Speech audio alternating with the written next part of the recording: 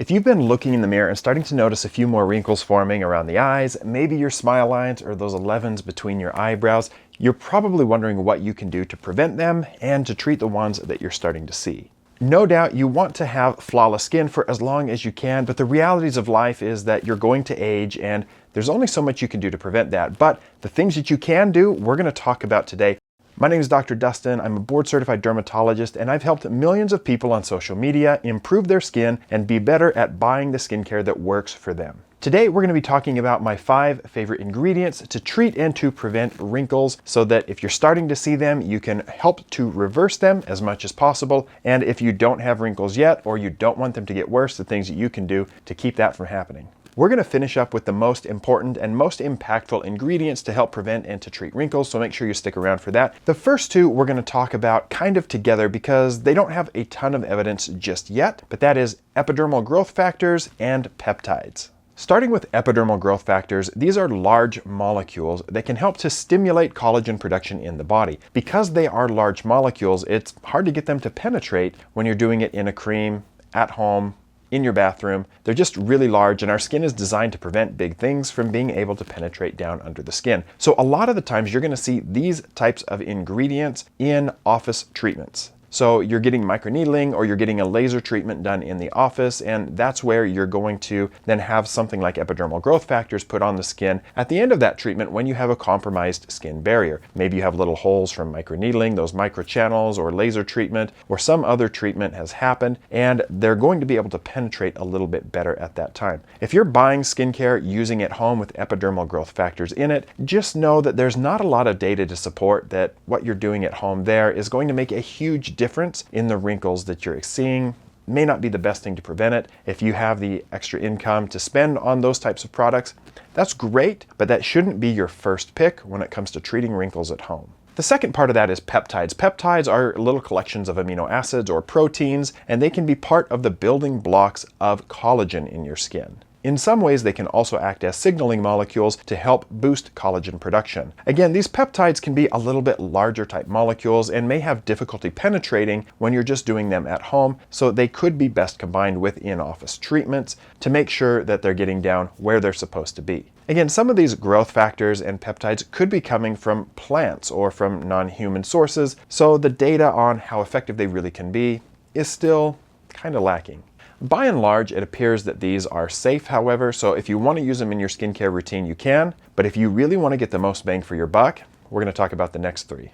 Number 3 here is antioxidants. Everybody knows about antioxidants in some form or another, and I talk about them a lot for skincare, but we're talking about things like vitamin C, ferulic acid, resveratrol, and there are others available on the market. Vitamin C is perhaps the most well-known. I also like one called Chibula. You can get that from True Botanicals, and these actually help to gobble up free radicals. Free radicals are free electrons floating around in your cells or intracellular space, and they can actually damage your collagen and damage the DNA and predispose you to skin aging. And so an antioxidant will help to neutralize these free radicals that could be doing damage. Additionally, things like vitamin C are important building blocks of collagen. You have to have sufficient vitamin C in your body in order to build collagen. If you don't, you could end up with something called scurvy. Thankfully, we don't see any scurvy anymore in developed countries, and you're not going to get scurvy or prevent scurvy from a topical application of vitamin C. But that is an extreme example of when your body doesn't have enough vitamin C,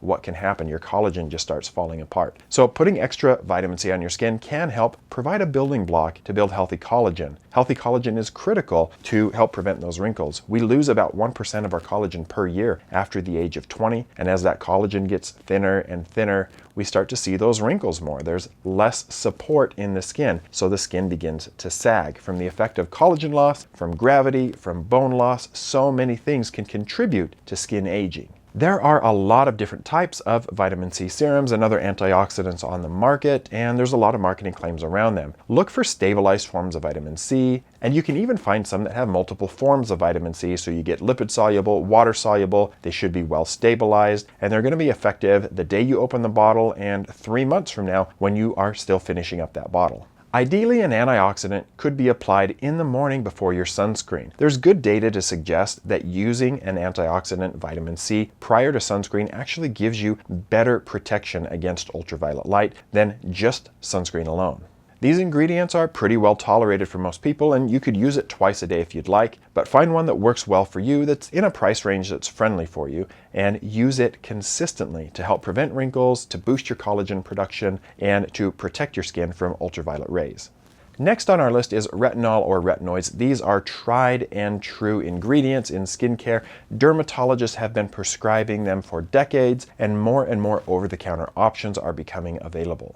Retinol actually works inside our skin cells, and it helps to boost collagen production, encourage cell turnover so that we have a healthy layer of skin on top. You get a little bit thicker collagen from that, and overall that's going to help diminish the appearance of wrinkles. Many times you're going to find retinol in the form of serums or creams or lotions that you put on the skin, but there's one that's come out recently. I thought I'd just bring it to your attention. No affiliation here, but RoC has a retinol patch. It's really designed to put like outside your eyes. You can put it on your smile lines and deliver that dose of retinol right to the area that you want it to, and you leave those on for a little while and they work over time. They're a little bit pricey, however.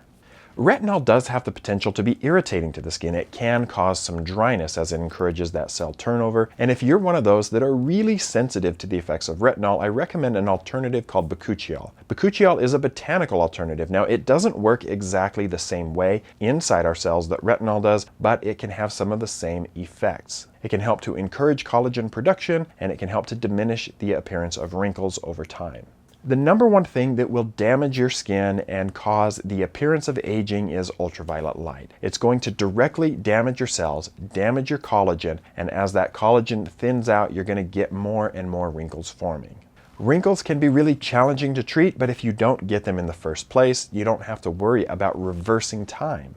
Sunscreen is proven far and away to be one of the most effective things to protect you from ultraviolet rays, which will protect you against wrinkles. If you need more proof of this, check out this photo of a truck driver, a delivery driver in Chicago. Worked for 30 years or more and did not wear sunscreen. And what you can see is that the left side of his face has experienced so much more sun aging than the right side of his face, because the left side of his face was exposed to way more sun coming through that window glass. Yes, ultraviolet rays can come through the window glass. And just to give you a little bit more evidence, this is a patient of mine who gave permission to use his photos, who was a farmer and for well over 80 years was farming every day with a short sleeve shirt. And you can see the stark difference between the lower part of his arm that had lots of sun exposure over decades and the upper part of his arm that did not have that same sun exposure. Yes, the skin is still old at well over 80 years, and there are some wrinkles that form, but as far as the number of wrinkles and the level of pigmentation on the lower arm, there's no comparison here. This is crazy. One of the most striking differences that I've seen in person. So please protect yourself from the sun. It is the number one thing you can do to protect yourself against the development of wrinkles. If you found this video helpful, I want you to share it with somebody else who you think could benefit from this advice on how to prevent wrinkles and how to treat them once they're there. Down in the video description, I'm going to leave some of my favorite retinol recommendations, as well as other products that can help to treat and to prevent wrinkles. Thanks for watching. Be sure to watch the next video where we're going to be talking about the effects of pigmentation and how you can reverse that. I'll see you on the next video.